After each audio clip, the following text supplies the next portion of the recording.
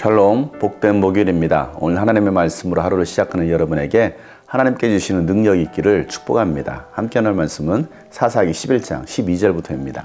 입다가 암몬 자손의 왕에게 사절을 보내어 말을 전하였다. 우리 사이에 무엇이 잘못되었기에 나의 영토를 침범하십니까? 암몬 자손의 왕이 입다의 사절에게 말하였다. 이스라엘이 이집트에서 올라올 때에 아르논강에서부터 야복강과 요단강에 이르는 나의 땅을 점령하였습니다. 그러니 이제 말썽을 일으키지 말고 그 땅을 내놓으시기 바랍니다. 입다는 다시 암몬 자손의 왕에게 사절을 보냈다. 사절에 그에게 말을 전하였다. 나 입다는 이렇게 답변합니다. 이스라엘이 모압 땅이나 암몬 자손의 땅을 빼앗은 것이 아닙니다. 이스라엘이 이집트에서 나와 광야를 지나고 홍해를 건너 가데스에 이르렀을 때에 이스라엘이 에돔 왕에게 사절을 보내어 에돔 왕의 영토를 지나가게 허락하여 달라고 부탁을 한 일이 있었습니다. 그러나 에돔의 왕은 이 부탁을 들어주지 않았습니다. 이스라엘은 모압 왕에게도 사절을 보내었으나 그도 우리의 요청을 들어주려고 하지 않았습니다. 그래서 이스라엘은 가데스에 머물러 있다가 광야를 지나 에돔과 모압 땅을 돌아서 모압 땅 동쪽으로 가서 아르논강 건너에 진을 쳤으며 모압 땅에는 들어가지 않았습니다. 아르논강이 모압 땅의 국경이기 때문이었습니다. 이스라엘은 또 헤스본에서 통치하던 아모리 사람의 왕 시온에게도 사절을 보내어 우리가 갈 곳에 이르기까지 그의 영토를 지나가게 허락하여 달라고 간절히 부탁하였습니다. 그런데 시온은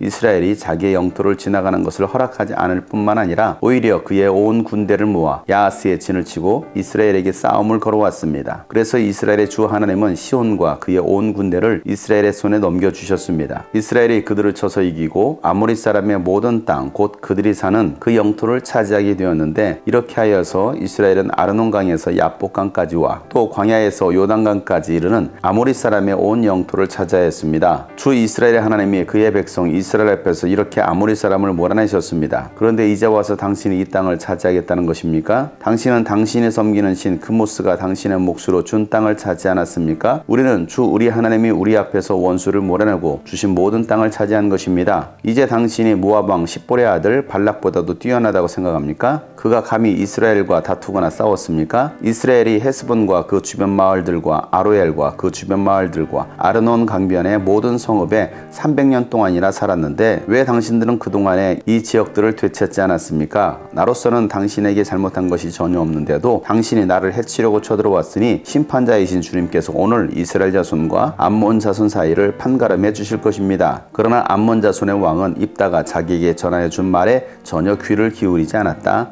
아멘. 창녀에게서 났던 입다는 그의 아버지 길르앗의 아들들에 의해서 괴롭힘을 당하고 쫓겨났습니다. 그렇게 입다가 돕당에서 살고 있을 때에 암몬 자손이 이스라엘 백성들을 치러 옵니다. 그러자 장로들이 입다를 찾아와서 자신들의 지도자, 통치자가 되어달라고 요청을 합니다. 입다는 길르앗 장로들의 말을 받아들이고 그들의 지도자가 됩니다. 입다가 암몬 자손의 왕에게 사절단을 보냅니다. 우리가 무엇을 잘못했기에 우리 땅을 빼앗으려고 찾아왔습니까? 라고 말을 합니다. 그러자 암몬 자손이 입다의 사절에게 말을 하기를 이스라엘 민족이 이집트 땅에서 나와서 아르논강에서부터 야복강 그리고 요단강까지 자신들의 땅을 점령했다는 것입니다. 그러니 그 땅을 내놓으라는 것입니다. 이 말을 전해들은 입다는 암몬 자손 왕에게 다시 사절단을 보면서 반박을 하게 됩니다. 사절은 입다의 말을 암몬 자손 왕에게 그대로 전합니다. 15절에 보면 나 입다는 이렇게 답변합니다 라고 시작합니다. 마치 하나님께서 말씀하시듯이 입다가 말을 하고 있는 것입니다. 입다가 이스라엘 백성들의 지도자가 되니까 어느새 자신이 하나님처럼 높아진 것입니다. 그래서 마치 하나님이 말씀하시듯이 자신의 이야기를 전하고 있습니다. 우리는 이런 부분들을 조심해야 되는 것입니다. 내가 드러나는 것이 아니라 하나님이 드러나야 되는 것입니다. 암몬 자손이 자신의 땅이라고 주장하는 것을 입다는 암몬의 땅이 아니라는 것을 다시 말씀의 근거에서 반박을 합니다. 이스라엘이 모압 땅이나 암몬 땅을 빼앗은 것이 아니라는 것입니다. 이스라엘 백성들은 이집트에서 나와서 가나안 땅에 들어와 산 지가 300년이 되었습니다. 이 암몬이라는 곳은 아브라함의 조카 롯이 그의 둘째 딸과 관계를 가져서 난 아들이 바로 모압과 암몬이었습니다. 이 모압과 암몬도 이스라엘의 혈족이었습니다. 그래서 하나님은 이집트에서 나온 이 이스라엘 백성들에게 광야를 지나면서 암몬과 모압과는 전쟁도 하지 말라라고 말씀하셨습니다. 또한 그 땅도 취하지 말라라는 것입니다. 그래서 이스라엘 백성들은 하나님께서 말씀하신 대로 이 암몬과 모압 족속과 싸우지도 않고 그 땅을 취하지도 않았던 것입니다. 암몬이 자신의 땅이라고 주장하면서 반환을 요구했던 그 땅은 암몬 땅이 아니라 원래는 아모리 족속의 땅이었던 것입니다. 마치 일본이 독도가 자기네 땅이라고 주장하면서 그 땅에 대해서 반환을 요구하는 것처럼 말도 안 되는 주장을 일본이 하고 있고 오늘 암몬 왕이 하고 있는 것입니다. 그래서 입다는 말씀에 근거하여 이스라엘이 아모리 족속의 땅을 어떻게 차지하게 됐는지에 대해서 설명을 합니다. 이스라엘은 처음부터 그 땅을 소유할 생각이 없었습니다. 그래서 광야를 지나는 가운데 이 아모리 족속의 땅을 지나가기만 해달라고 요청을 했습니다. 하지만 이 아모리 왕 시온은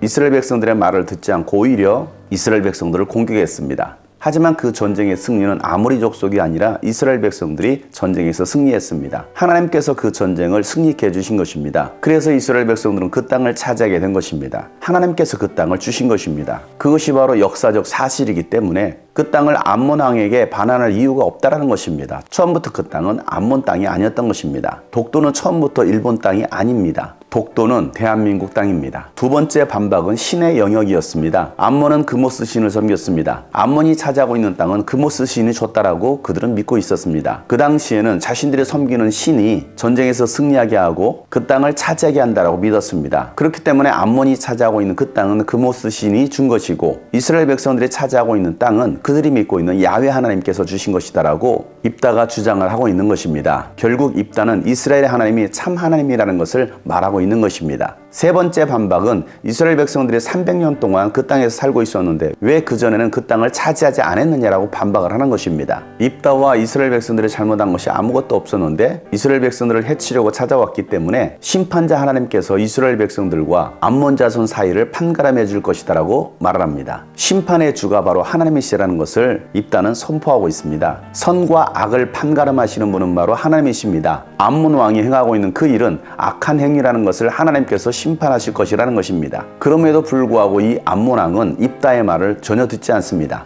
사람이 완악해지면 하나님의 사람의 말을 듣지 않으려고 합니다. 하나님의 말씀이 전혀 귀에 들어가지 않습니다. 오히려 자신의 생각과 자신의 고집만을 위해서 사랑합니다. 오늘 암몬 자손의 왕이 그랬던 것입니다. 저와 여러분은 어떻습니까? 하나님의 사람의 말이 들려집니까? 하나님의 음성이 들리십니까? 하나님 말씀에 귀 기울이십니까? 아니면 전혀 그 말이 들어오지 않습니까? 오늘 입다는 자신의 생각과 자신의 감정에 앞서서 암몬 자손의 왕과 싸우는 것이 아니라 하나님 말씀에 입각하여 논리적으로 반박하고 있습니다. 하나님의 말씀으로 지혜롭게 반박하고 있는 것입니다. 예수님께서는 우리에게 말씀하셨습니다. 세상에서는 뱀처럼 지혜롭고 비둘기처럼 순결하라고 말씀하십니다. 우리에게 필요한 것은 바로 지혜입니다. 지혜가 없다면 우리가 세상과 싸워서 승리할 수가 없습니다. 우리 주변에서는 늘 이러한 일들이 일어나고 있습니다. 그럴 때 우리는 영적 분별력이 있어야 됩니다. 분별력이 없다 한다면 우리는 결국 속을 것이고 우리에게 주신 땅을 빼앗기게 될 것입니다. 하나님의 말씀이 우리 안에 있을 때 그 말씀으로 우리는 분별할 수가 있는 것입니다. 너희는 이 세대를 분별하라. 그리고 주님의 뜻이 무엇인지를 깨닫고 주님께서 기뻐하시는 일을 행하라고 하신 말씀처럼